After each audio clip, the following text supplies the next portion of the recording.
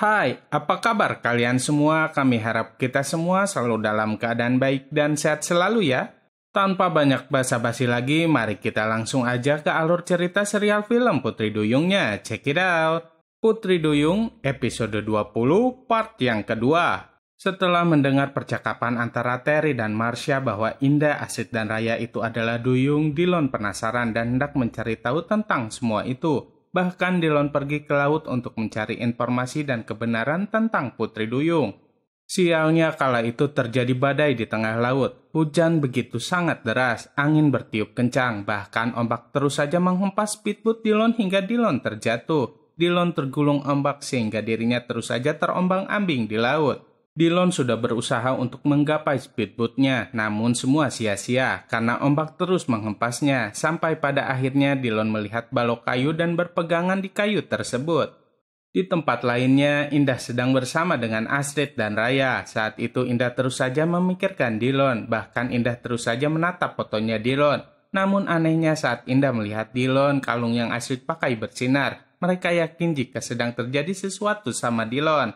Kini Indah, Asid, dan Raya mencari Dillon. Indah semakin khawatir dengan keadaannya Dillon. Saat mereka mencari Dillon, mereka bertiga nggak sengaja mendengar percakapan pemilik sewa speedboat. Dia mengatakan jika orang yang tadi menyewa salah satu speedboatnya sampai saat ini tak kunjung kembali. Kemudian mereka bertiga menghampiri kedua orang itu. Indah bertanya dan memperlihatkan foto Dillon kepada orang tersebut. Orang itu bilang bahwa iya, dialah yang sudah menyewa speedboatnya tadi.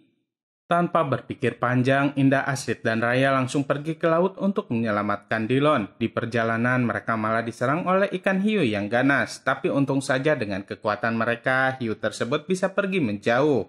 Di saat yang bersamaan, Marsha sedang pergi menyelam juga. Kala itu Marsha melihat Astrid dan terus mengejarnya. Marsha membawa sebuah senjata dan berhasil mengenai Astrid. Bahkan Astrid sampai pingsan. Kemudian Marsha membawa Astrid ke atas perahunya. Saat itu Terry ada di sana juga. Namun ketika Marsha hendak mengangkat Astrid ke atas perahunya, kaki Marsha kram. Untung saja Astrid keburu sadar dan berhasil melarikan diri. Marsha meminta tolong kepada Terry untuk membantunya naik ke atas kapal. Kini Marsha dan Terry malah bertengkar dan saling menyalahkan karena Astrid berhasil lolos.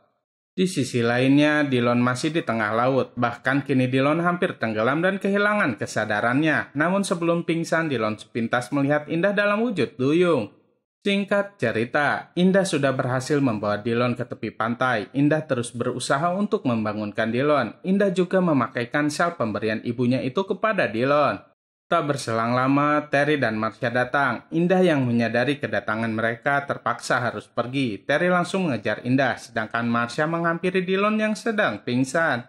Marsha mempunyai ide untuk memanfaatkan Dillon. Mereka berdua mengaku-ngaku bahwa merekalah yang sudah menolong Dillon. Dillon sempat ragu karena Dillon yakin jika dirinya tadi itu ditolong oleh seekor putri duyung.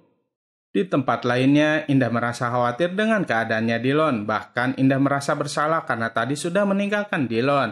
Astrid dan Raya kemudian menyemangati Indah dan mengatakan jika Dillon bakalan baik-baik saja. Keesokan harinya ketika di sekolah, Indah menghampiri Dillon. Dillon menceritakan semua yang terjadi kepadanya. Dillon hampir tenggelam di tengah laut dan dia ditolong oleh Putri Duyung. Indah mencoba untuk menyangkalnya dan membuat Dillon agar nggak percaya jika duyung itu memang ada. Dillon dan Indah pun saling berdebat, sampai-sampai Indah memilih untuk pergi. Namun ketika Dillon hendak mengejar Indah, Dillon melihat seorang perempuan memakai syal merah. Dillon berpikir jika perempuan itu adalah orang yang sudah menolongnya ketika di laut.